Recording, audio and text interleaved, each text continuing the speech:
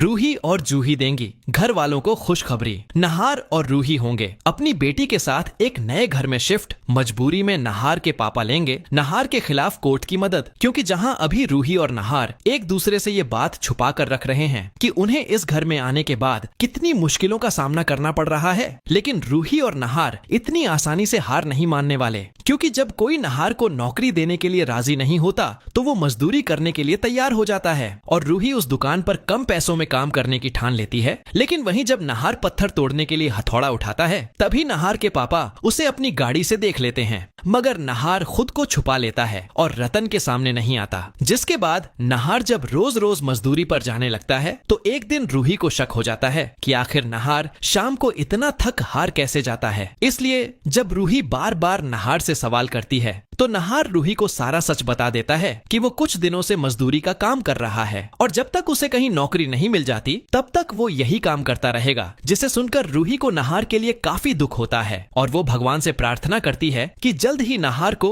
एक अच्छी नौकरी मिल जाए, जिससे रूही की प्रार्थना रंग लाती है और नहार को एक कंपनी में काम मिल जाता है। साथ ही रूही को ये भी पता चलता है कि वो प्रेग्नेंट है, जिससे रूही जब नहार को ये सब बताती है कि नहार पापा बनने वाला है तो ये जानकर नहार को काफी खुशी होती है और उसे ये सब एक चमत्कार की तरह लगता है, क्योंकि नहार डॉक्टर की इस बात को सच मान बैठा था कि रूही कभी मां नहीं बन सकती। जिसके बाद नहार रूही से कहता है कि उनका बच्चा उनके लिए खुशियां लेकर आया है, क्योंकि अब नहार को एक अच्छी जॉब मिल गई है, इसीलिए वो एक नए घर में शिफ्ट होने की ठान चुका है। जिसे सुनकर रूही भी काफी खुश होती है और वो नहार से पूछती है कि आखिर नहार ने उसे नए घर के बारे में पहले क्यों नहीं बताया। तो नहार रूही से कहता है क्योंकि वो रूही को सरप्राइज देना चाहता था। मगर वहीं जब दादी को ये खबर मिलती है कि रूही प्रेग्नेंट है तो दादी के होश उड़ जाते हैं और दादी को समझ नहीं आता कि आखिर रूही माँ कैसे बन सकती है, जिससे दादी को बस यही डर सताने लगता है कि कहीं रूही के बच्चे भी रूही पर न जाएं। मगर वहीं समर और बाकी घर वालों को ये सुनकर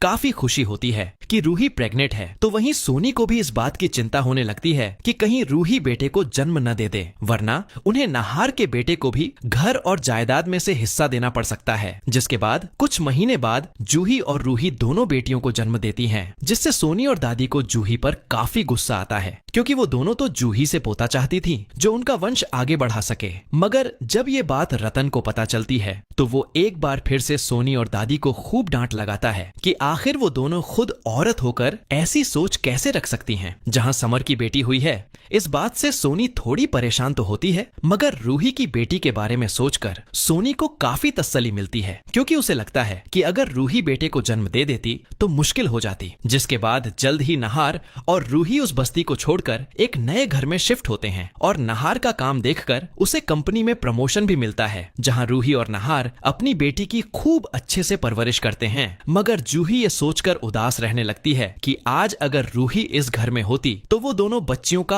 अच्छे से ध्यान रखती और दोनों बच्चियों को माँ का दोगुना प्यार मिलता। मगर वहीं रतन भी ठान लेता है कि वो अब हर हाल में रूही और नहार को इस घर में लाकर रहेगा, फिर चाहे इसके लिए उसे किसी भी हद को पार क्यों न करना पड़े। इसलिए रतन रूही के बच्चे को अच्छी परवरिश देने के लिए और रूही और नहार को घर में वापस लाने के लिए अपने वकील की मदद से कोर्ट में केस डालने का फैसला कर लेता है कि नहार और रूही उनकी पोती की अच्छे से परवरिश नहीं कर सकते, इसलिए उन्हें या तो अपनी बेटी को लेकर घर में वापस आना होगा या फिर उसकी कस्टडी घर वालों को देनी होगी। लेकिन जब नहार और रूही को ये बात पता चलती है तो नहार अपने पापा से इस बारे में बात करने पहुंच जाता है कि आखिर वो ये सब क्यों कर रहे हैं। जिस पर रतन नहार से कहता है कि रतन ने बिल्कुल सही फैसला लिया है, क्योंकि नहार को ये हक कोई नहीं देता कि वो अपनी बेटी को उसके दादा दादी के प्यार से दूर रखे, जिससे नहार को समझ नहीं आता कि आखिर अब नहार क्या करे। इसलिए नहार को अपने पापा की बात मानकर घर वापस लौट जाना चाहिए या नहीं, आप क्या चाहते हैं? वीडियो को लाइक करने के बाद हमें कमेंट्स में अपनी राय देना न भूलें।